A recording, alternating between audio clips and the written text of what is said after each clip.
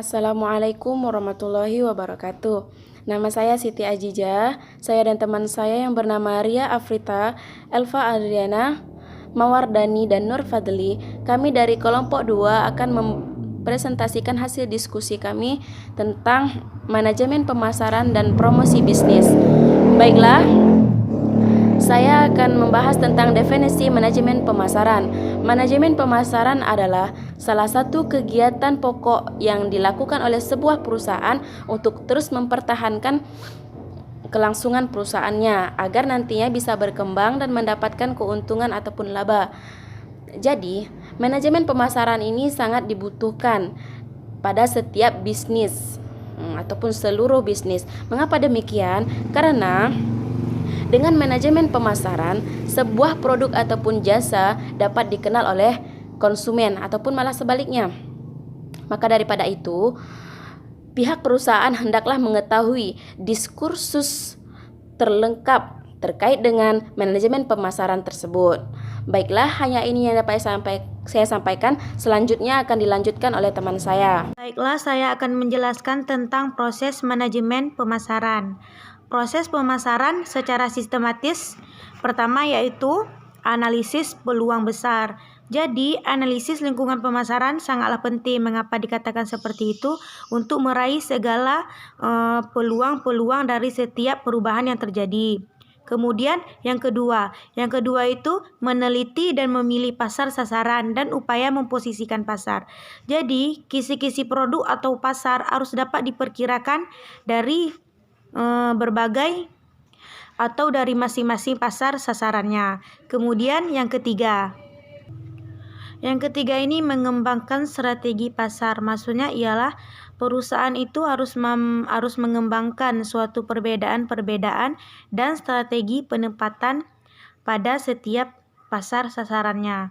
Kemudian perusahaan juga harus mampu mengembangkan keistimewaan yang lain dari pesaingnya dan juga harus mampu memenuhi keinginan pelanggannya.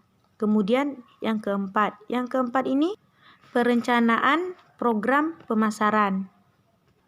Strategi pemasaran terdiri atas pengambilan tentang biaya pemasaran, kemudian bauran pemasaran dan lokasi pemasaran. Kemudian yang kelima, pengorganisasian, pelaksanaan dan upaya pengendalian pemasaran. Pengorganisasian berarti membentuk struktur, kemudian personalia pemasaran dan menetapkan tugas secara jelas atau terkoordinir. Kemudian selain itu, bagaimana personalia itu dilatih, dimotivasi, dan dievaluasi. Assalamualaikum warahmatullahi wabarakatuh. Baiklah, saya akan membahas tentang promosi. Sebelum kita masuk apa itu promosi, jadi kita pernah mendengar kata promosi dari teman, keluarga, media cetak, komputer, televisi, radio, dan banyak yang lain. Tetapi ada juga yang tidak tahu apa itu promosi. Jadi sebenarnya banyak sekali pengertian promosi yang dikemukakan oleh para ahli, tapi kesimpulannya tetap sama. Jadi, promosi di sini adalah untuk memberitahukan, menginformasikan, menawarkan, membujuk atau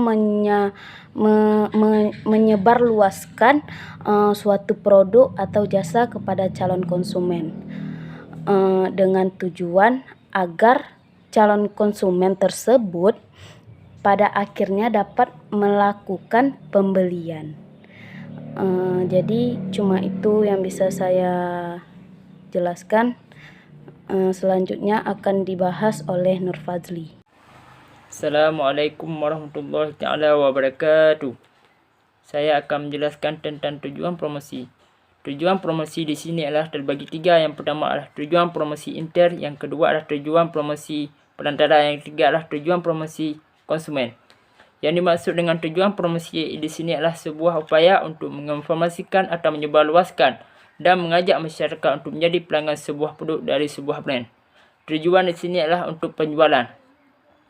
Yang pertama adalah tujuan promosi intern atau disebut internal, yaitu untuk meningkatkan atau mempertahankan moral karyawan dan melatih karyawan kerjasama serta semangat bagi usaha untuk promosinya.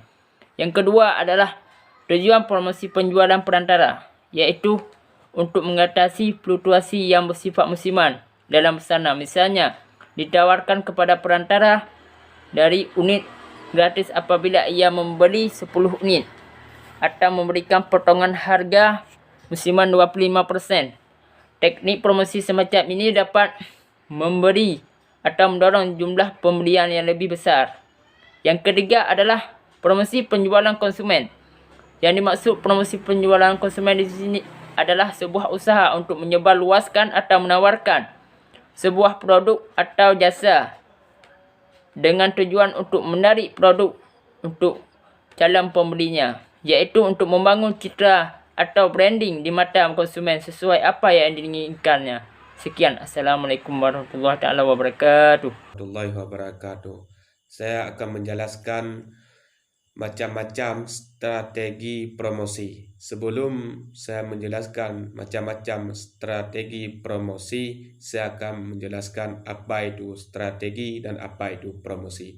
Yang dimaksud dengan strategi ialah aksi potensial yang membutuhkan keputusan manajemen puncak dan sumber daya perusahaan dalam jumlah besar.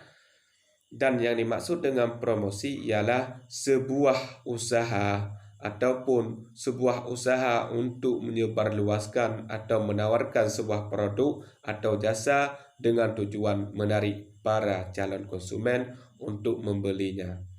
Sesudah kita memahami tentang masalah strategi dan promosi, baru kita masuk macam-macam strategi promosi. Strategi promosi yang pertama ialah publikasi.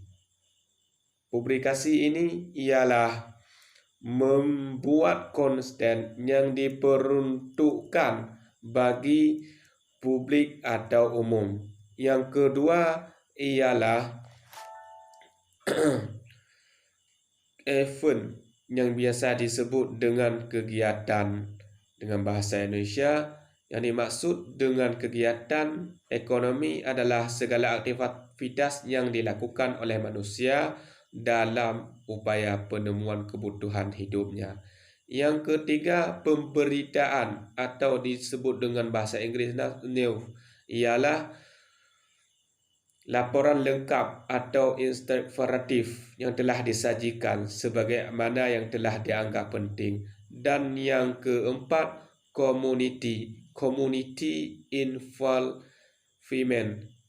Ini kalau diindonesiakan ialah kepedulian kepada masyarakat.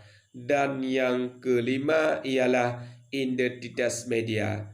Maksud identitas media ini kalau di bahasa Indonesia kan ialah penggunaan media sebagai identitas yang kita inginkan sesuai dengan apa yang kita promosikan. Dan yang keenam